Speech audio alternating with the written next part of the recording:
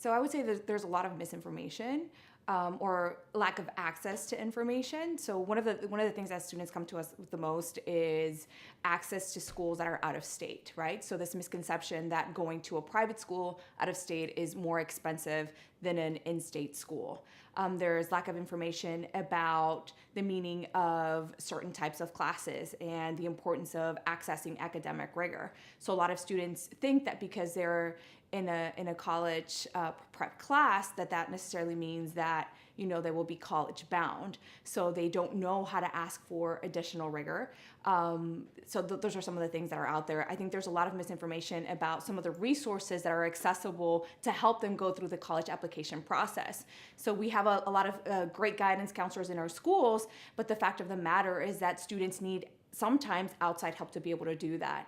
A lot of our students, even though they might not be first gen, and whose parents might have navigated the college application and admissions process 10 or 20 years ago, don't understand that the process is not the same, right? That the competitiveness has changed, the landscape has changed. So those are some of the misconceptions that we see. We see a lot of low-income students thinking that they can't go to college or that their college options are limited because they're not going to be able to pay full tuition prices. The reality is that there's some great schools, some great options in Delaware for students to go to, but there's also access to other institutions, to small private or liberal arts colleges that are willing to give some of our low-income students or students from underrepresented groups great financial aid, and that they're able to access that if they're academically competitive, right? So that is one of the misconceptions that's out there that is actually not true. And at Teen Sharp, we specialize in giving that information to students and preparing them to be able to access these top colleges.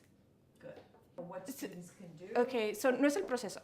Realmente para los estudiantes latinos existen muchos mitos alrededor de cómo podemos llegar a la universidad.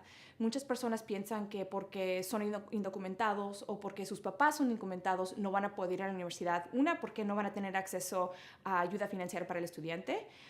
Dos, porque hay escuelas o porque tal vez alguna escuela no los acepte con este tipo de estatus.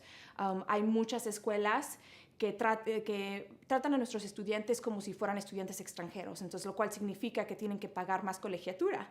Pero la verdad es que existen varias universidades en los Estados Unidos, sí son menos no tienen acceso a todas las universidades, pero sí hay universidades que están dispuestas a proveer esos apoyos financieros a estudiantes. Entonces ese es el mito número uno, que si eres indocumentado o que si tus papás son indocumentados que no puedes ir a la universidad, y realmente eso no es realidad. Nosotros trabajamos con muchos estudiantes con ese tipo de estatus migratorio que van a una de las mejores universidades en Estados Unidos. Entonces es importante tener acceso a esa información. Muy bien, excelente.